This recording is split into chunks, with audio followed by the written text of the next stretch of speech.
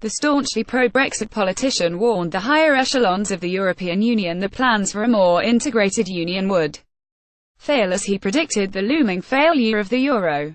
Mr Jenkin has long been a critic of the EU and its plans for the future of the Union, but in his latest attack against Brussels, he destroyed proposals for the institution of a United States of Europe with some harsh remarks about the status of the Union. The British politician said, "The formation of the euro, always a political project, transformed the EU, making full integration an imperative to try to prevent the euro from breaking up. In the end, the euro will fail anyway because there is no political consent for the scale of the fiscal transfers necessary to compensate for the huge internal trade imbalances." Parliament TVEU News. Bernarn Jenkin took a swipe at BrusselsMr Jenkin continued, "The EU undermines democracy, prosperity and international cooperation. It is plagued by high unemployment, high debt, an aging population which is much too dependent on state welfare, a dysfunctional euro, unaccountable political institutions and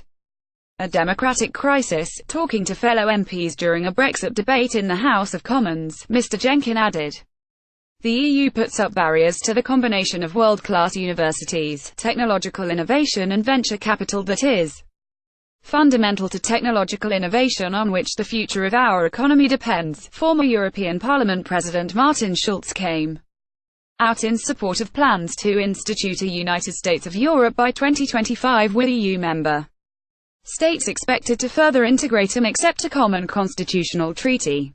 He called for a new treaty to formally convert the EU into a federal institution, while bizarrely claiming this was no threat to individual countries.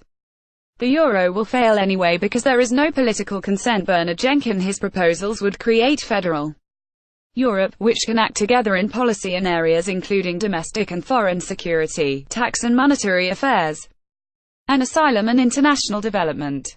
But a survey of 8,138 people carried out in December 2017 showed disapproval for the project in 6 European Union member states. Only France of the 7 countries surveyed showed any marked support, and even then only 28% of those polled were in favour while 26% opposed. Citizens of 7 countries, Germany, France, Sweden, Finland, Denmark, Norway and the United Kingdom, were asked whether they supported Mr Schulz's vision. The UK unsurprisingly saw the lowest support for the seemingly doomed project at just 10%, with 43% disapproving.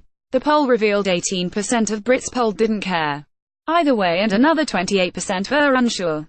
In Germany 30% of people approved but 33%